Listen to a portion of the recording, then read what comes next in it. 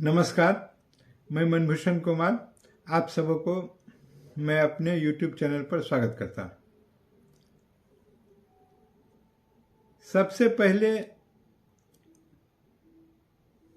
India का बैठक था 6 तारीख को, और यह बैठक का नहीं होना इंडिया गठबंधन पर एक करारा तमाचा है। और तमाचा ही नहीं है, इंडिया जिस कदर से नाम दे दिया गया और जिस उत्साह में दिया गया और उसका जो लक्ष्य था एक दूसरे का पैर खींचना, एक दूसरे को बढ़ने नहीं देना, तो वो अभी परिलक्षित हो रहा है। प्रारंभिक समय में नीतीश कुमार ने जिस कदर इंडिया को एक जगह ला के खड़ा किया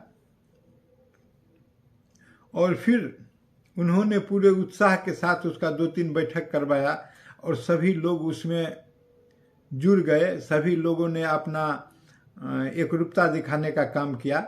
लेकिन बाद में जो 5 राज्य का विधानसभा का चुनाव हुआ तो भीतर से पता नहीं कांग्रेस में कौन ऐसे सलाहकार हैं जो विध्वंसक विचार देते हैं, और उन्होंने निश्चित रूप से कांग्रेस के शीर्ष नेतृत्व को विचार दिया होगा कि अगर आप इसमें सबको सम्मिलित कर लेते हैं और इसमें सबको स्पेस देते हैं तो सभी दल बलशाली हो जाएगा, तो उस हिसाब से हम कमज़ोर हो जाएंगे। अरे आज का दिन बलशाली और कमज़ोर होने का आपका नहीं है।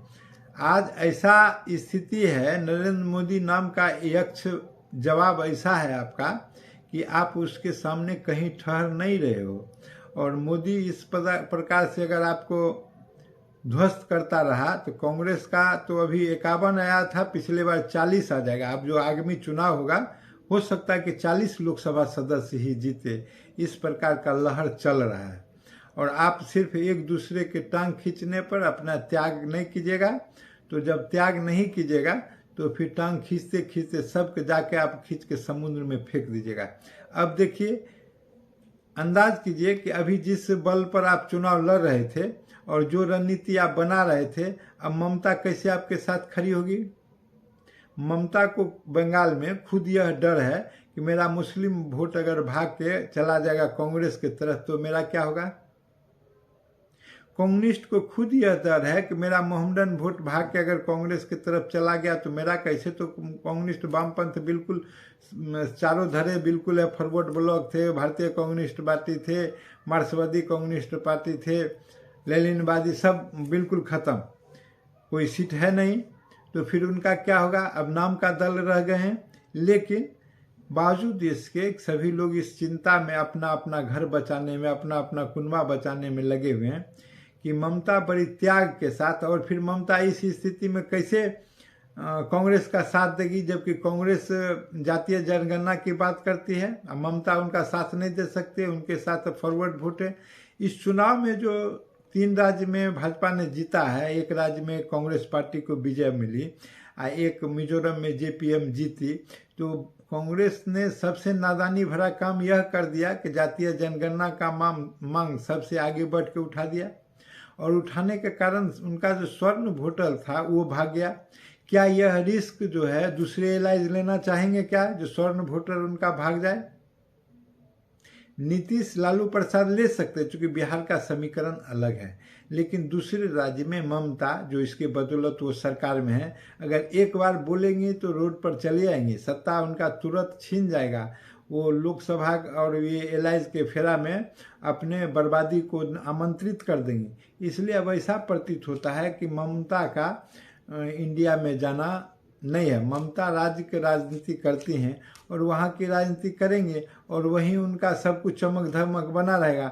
राज्य में जब रहती हैं तो स्वाभाविक रूप से उनका राज्यसभा सदस्य भी होते हैं, लोकसभा के भी सदस्य जीत के जाते हैं।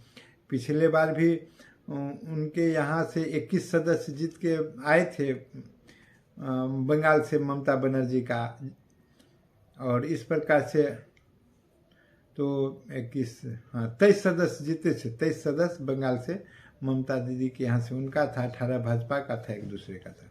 तो ये स्थिति रही। तो इस प्रकार से ममता बनर्जी अब तैयार नहीं होगी। दूसरी तरफ आप देख लीजिए कि यहाँ उत्तर प्रदेश में आप जाइए तो बहन मायावती हैं, तो वो कांग्रेस जा सकते हैं इंडिया के साथ, उनके लिए ज़्यादा कंफर्टेबल है।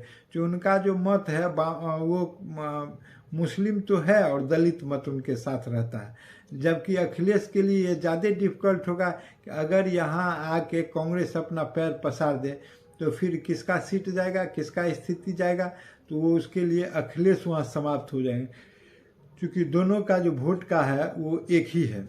दोनों ही मोहम्मदन वोट पर, मुस्लिम वोट पर राज करते हैं, जीत कर जाते हैं। और फिर पिछड़ी जाति की बात कर रहे हैं, दोनों के लिए यह फैक्टर कॉमन हो जाता है। तो यहाँ भी बात अब नहीं बन रही है। अगर पिछड़ी जाति के आरक्षण, ये जो जनगणना की बात कर रहे हैं, तो फिर दिल्ली में भी आप पार्टी शायद ये नहीं चाहेगा, क्योंकि उसको पंजाब में भी इसकी कठिनाई भुगतना पड़ सकता है, तो उनका समस्या अलग हो जा रहा है। तो इस प्रकार से जो स्टाइलिन वगैरह का वहाँ अलग हिसाब है तमिलनाडु में। और फिर अब देखें कि केसीआर किधर जाते हैं, ये भी एक समस्या है। कर्नाटक में देवगौड़ा ग्रुप बीजेपी के साथ चले गए, उनका काम खत्म हो गया। फिर जो है सो यहाँ चंद्रबाबू नायडू का है, तो वो भी किधर जा रहे हैं अभी कुछ स्पष्ट नहीं है। बीजू पटनायक भी जातीय जनगणना की बात नहीं करेंगे, वो न्यूट्रल थर्ड फ्रंट कहिए या न्यूट्रल फ्रंट कहिए, उसमें वो रहेंगे। तो और उद्धव भी जो है सो अब जातीय जनगणना का राग नहीं अलाप सकते हैं। अगर ऐसा करेंगे तो उनका सवर्ण वोट भाग जाएगा, तो उनके लिए शरद पवार भी बीच में डोलड्रम की स्थिति में रहेंगे। और उद्धव का समीकरण अलग है, लेकिन इन लोगों का समीकरण अलग है। इस प्रकार से जो जातीय एक समय को इन्होंने चूक दिया है, का बरसा जब कृषि सुखाने, समय चुके पुनि क्या पछताने। और इस प्रकार जो इसको एक लय ताल सुर प्रदान किया गया था, जिसमें वो नजर आ रहे थे। आज सभी लोग अगर मिल के लड़ते तो एक स्टीम के साथ अभी पराजित भी किया जा सकता था। लेकिन कांग्रेस का यह अहंकार कि नहीं हम जीत जाएंगे, आज जीत जाएंगे, मेरा अपर हैंड होगा, और अपर हैंड होगा तो हम मजबूती से वार्ता करने की स्थिति में होंगे। तो ऐसा शायद संभव नहीं हो सका, और ऐसा संभव नहीं होने के कारण अब कांग्रेस झुक के वार्ता कर रही है। लेकिन समय जो बीत गया है, तो फिर लहर पैदा करने की भी बात हो रही है, और सभी लोग अपने अपने दाव पर खेलना चाह रहे हैं। और बिहार में ही क्या है, मोहम्मदन वोट अभी खासकर लालू प्रसाद यादव के साथ शिफ्ट है, नीतीश कुमार के साथ कम वोट है उनका, दोनों एक साथ हैं तो ठीक है, चलो। तो ये स्थिति है। लेकिन लालू प्रसाद ये भी नहीं चाहेंगे कि मेरा वोट जो है सो कांग्रेस में जाके शिफ्ट हो जाए। मामला सब हर जगह जो भी है, वो सभी जगह जो है सो आप मध्य प्रदेश में जाइए, छत्तीसगढ़ है, फिर हरियाणा में आप आ जाइए, सभी जगह जो है वहाँ हरियाणा में भी चौटाला का एक ग्रुप है जो उनका है, और इधर जो है सो उनका हुड्डा है, भूपेंद्र सिंह हुड्डा का ग्रुप है। तो ये सब मिला के तो चारों तरफ कांग्रेस के लिए कोई बढ़िया खबर नहीं है। और अब तो स्थिति यह नज़र आ रही है कि जिस कदर कांग्रेस को पहले उत्साह था, अब तो अमेठी में भी हिम्मत नहीं कर सकते हैं राहुल गांधी की हम लड़ें। हमको लगता है कि केरल के बेनियाड में ही फिर उनको जाके फंसना पड़ेगा, क्योंकि यहाँ स्मृति ईरानी को लोग नहीं चाह रहे हैं। लेकिन नहीं चाहने के बावजूद भी जो स्थिति बनी, उसमें इनके लिए हमको नहीं लगता है कि जो वापस आने की स्थिति है। और एक प्रकार से जो तीनों चारों राज्य में पराजय हुआ है भाजपा 3 राज्य में जीती है, इससे पूरे देश में कांग्रेस के कार्यकर्ता का मनोबल बहुत जोर से टूट गया है। इसके लिए अगर कहें दूसरे तरह से, तो राष्ट्रीय अध्यक्ष भी जिम्मेदार हैं। कैसे कैसे लोगों के हाथ में दे दिया था कमान।